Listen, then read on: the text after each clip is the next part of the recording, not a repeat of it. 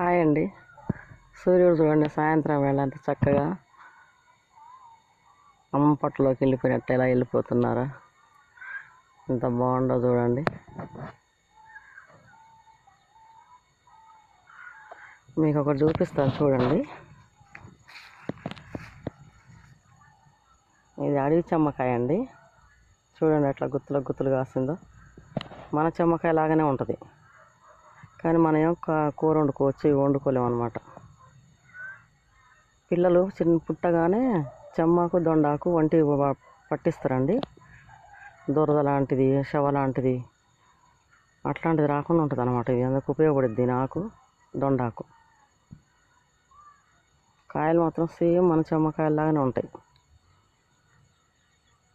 అంటే ఇది అందరికి తెలిసే ఉంటుందండి, కొంతమందికి ఎవరికొక తెలియని వాళ్ళకి యూజ్ అవుద్దని చెప్తున్నానండి. మంచి పని చేస్తుంది చిన్నపిల్లలకి, కడుపులో కూడా పోస్తారు దొండాకును చెమ్మాకు. కొంచెం ముందు ఆరోగ్యం బాగుండాలి, చిన్న చిన్న వ్యాధులు రాకుండా పల్లెటూళ్ళలో చేస్తారండి. ఇట్లాంటివి పట్టణాల్లో చేయర్లే కానీ.